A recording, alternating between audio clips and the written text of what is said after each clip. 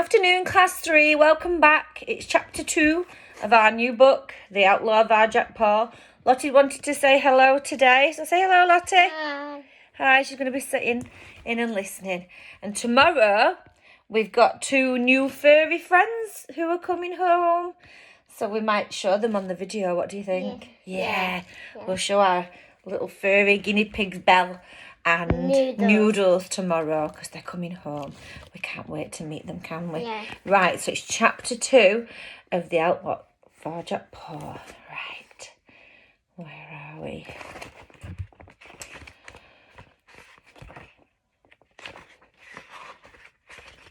Chapter 2. Gosh, that took a while to find, didn't it? Yeah. Varjac turned. Oh, no. There were 4 cats at the top of the alley. Big, brawny cats with short, bristling fur. They swaggered towards them, through the snow, tails thudding behind them. "It's a patrol from Sally Bones's gang," hissed Holly. Sirens wailed in the city night. Varjac and Holly couldn't run. Tam was still in the dump. "Tam, come on," urged Holly. Cludge whined softly, crouching down in the rubbish as the patrol crunched through the snow towards them. Varjac could taste his friend's fear on the sharp, cold air. Or was it his own fear, quickening his pulse, stiffening his spine? Sally Bones wasn't among them, but Varjac recognised 2 of her captains. Leading the patrol was Luja, a grey cat with a flat snub nose and emotionless eyes. He looked perfectly calm and poised, but... There we go. Picture there. But his every step was the threat of violence. He walked like he owned the streets. Behind him stalked Razor, a tiger-striped tomcat. He was twice Varjac's size, taller, broader, bigger in every way. They fought last time they'd met. Razor had the edge. Varjac had used the way to defend himself, but Sally Bones had stepped in and ended the fight, brushing them both aside with ease. Varjac still remembered the thin white cat's ice blue eye, burning into his mind. Still heard her voice echoing in his head. "Where did you learn that? Who taught you?" Because that was when he realised the way wasn't just his secret. She knew it too. Sally Bones knew it too. Yeah. "Varjac Paw," said Luja, his voice cold as metal. "And Holly, what are you 2 doing here, making trouble again?" "Oh, no," said Holly. "No trouble at all." Her voice was as gravelly as ever, but her whiskers were stiff with tension. Above them, the street lamp crackled and fizzed. Behind Luja, Razor scowled. His face was covered in scars. "Hanging round with dogs now, are you?" he said, brash and loud. "Don't you know how wrong that is? It's enough to make you sick."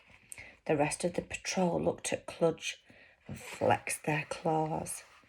The big dog blinked.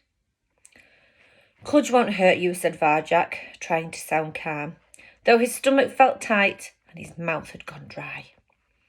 "Wasn't talking to you," snapped Razor. His tail flicked cockily in the snow. "The boss has taught us how to deal with dogs. Don't try anything, doggy, or you'll get hurt." Cludge was so much bigger, yet Razor seemed to be very sure of himself. "Don't even look at them, Cludge," thought Varjac. "We don't want any trouble. We just want them to go away." Cludge looked down, very still and silent, and snow settled on his coat. "Good," said Luja, cool as ice. "Now we're searching for a pair of outlaws. Twin cats, one big, one bigger. Have you seen them?" "No outlaws here," said Holly. "We're just talking." "You've been hunting," said Razor. He licked his lips. "Look, Luja, they've got a mouse." "It's ages since we've had a mouse." His tail flicked. "Give it over, now." Varjak looked at his mouse. Snow swirled through the alley. Is he going to give it him, do you think? No. No. I said, give me that mouse, repeated Razor, and Luja watched with emotionless eyes. Varjak's heart thumped in his throat. He felt dizzy. He was so hungry. He'd been searching all day for his mouse. Give him the mouse, Varjak, whispered Holly. Why should I? The words slipped out of his mouth before he could stop them. He stared down at the snow. He couldn't believe what he'd said. Razor's ears twitched like he couldn't believe it either. Then his fur puffed up. His muscles rippled under his stripy coat. You'll do it because it's the law, he growled. Oh. If you're not in our gang, you can't hunt mice. You have to eat rubbish. The wind whipped into Varjak's face. The law? He'd never heard of this law. He was still so new to the city. Maybe Holly knew about it. But she looked troubled. Wait, she said. That's the law in Sally Bones's territory, on the west side. No one else would hunt there. No one would even go there. But this is the city centre. It's neutral ground, free for all. Not anymore, said Luja. What do you mean, said Holly. What about us cats who live in the centre? You will obey the law, said Luja coldly. Anyone who breaks the law will be taken before Sally Bones and punished. Now, Varjak Paw, give Razor that mouse. There was no arguing with Luja. He spoke of this law with absolute authority in a voice as harsh and cold as winter itself. Even Holly had no answer to him. Varjak shivered. He surrendered the mouse without a fight. Without even a word. He stood there silent and let Razor snatch it away from him. The gang cats gobbled it down. They licked their lips, then the rusty gate rattled, and Tam came out of the dump, swinging her bushy tail proudly behind her. Hey, Varjak, I found something good to eat, buried at the back, she said. And then she saw the patrol, and her tail curled up. Luja, she stuttered. Razor? Tam, said Razor. Always thinking about food. Aren't you fat enough already? The gang cats cackled. Tam tried to laugh along with them, but all that came out of her mouth was a strangled-sounding noise. Enough, snapped Luja. The crackling stopped dead. This dump belongs to Sally Bones now. If there's anything good to eat in there, it's ours. He turned to the patrol. Uzi, Shane, come with me. Razor, stay here and guard these cats till we come back. Do it properly this time, and perhaps we'll save you a scrap. Luja and the others went through the gate, and Tam shuddered as they passed her. Razor stood there in the snow, tail swishing furiously behind him. Right, he growled at Varjak and his friends when the others were gone. You three better not mess things up for me. Tam, you're in such big trouble. You were breaking the law, and you know what happens to lawbreakers. The scars on his face twisted up like snakes. They get Sally Bones's punishment. Tam flinched at the word. Please, no, she gulped. Razor leaned in close to her. He ran a claw along the edge of her ear. Tam flinched away, but Razor moved faster. He came in low behind her and bit her bushy tail hard. Stop it, shrieked Tam. Leave me alone. Varjak clenched his paws. He was getting angry. All that talk of the law had confused him, but now he knew what was going on. This was bullying. He'd grown up being bullied by his brother, and he didn't like it one bit. We don't like bullying, do we? No, we don't. He wanted it to stop. He caught Cludge's eye and nodded. The black dog stood up to his full height and shook the snow from his coat. Enough, Cludge growled at Razor, and Razor turned to face him. All around them the wind was rising, getting colder. I'm not scared of you, said Razor. A pack of dogs, that's scary. But without a pack, a little doggy on its own is nothing. Cludge got a pack, got friends. You leave Cludge's friends alone. Your friends are cats, jeered Razor as the snow pelted down around them. You should stick with your own kind, you stupid stinking moron. What's wrong? Don't the other doggies talk to you any more? Cludgy's black eyes clouded over. He began to quake. He leaned in close to Razor so his muzzle was just above the tomcat's head. And then he roared, a mighty deafening like thunder. Varjak grinned. Go on, Cludgy thought. Razor thinks he's so tough. Let's see how tough he is now. But Razor stood his ground and exploded into action. His claws arched up and slashed a vicious curve through Cludgy's soft, wet nose. The big dog howled. He twisted away, turning his face left and right, spraying blood into the snow. He stumbled back from Razor's claws and hid behind Varjak, trembling, whimpering, bleeding from the nose. Oh, it was over.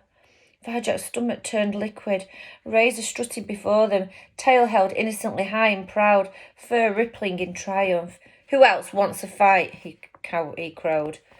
You, Varjak Pa, you were lucky last time. If Boss hadn't cut in, I'd have had you. But they never let me forget it, never. He bared his teeth. This time you're mine. And here came Razor, big, brawny, barging towards him through the snow. No time to think, only one thing for it, the way. The fighting skills. Fourth skill, slow time. Varjak breathed deep and counted. In, 2, 3, 4. The world seemed to shimmer. Out, 2, 3, 4. Everything slowed down.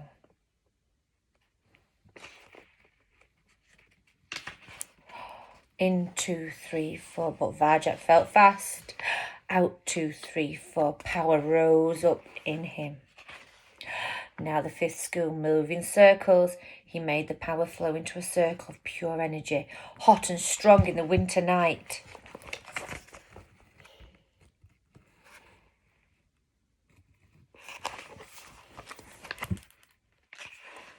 Look, cried Tam. Look, he's shimmering. Varjak, no, warned Holly. He'll kill you. Wind streaked through Varjak's fur. Snow spiraled down around him. He braced himself, and as Razor sprang through the air, he spun his moving circle out to meet him. Smash! The impact knocked Varjak off his paws, but the moving circle held true. He rolled with the blow. He twisted, turned, and ripped Razor off balance. Razor recovered fast. He lashed out with the back legs, slashed at Varjak's face. It was a fearsome kick, and it connected with brutal accuracy. Blood splattered on the snow around them. Varjak was cut. He ignored the stinging pain, gathered his power, let the energy rise up in him, let it build, and as Razor came to finishing, he unleashed it in a blinding burst of force. Slam! Razor blinked. His eyes gave way. The big cat sank to the ground. Varjak dived in, pinned him, held him down. The energy blazed through him. Slam, slam, slam. Ooh.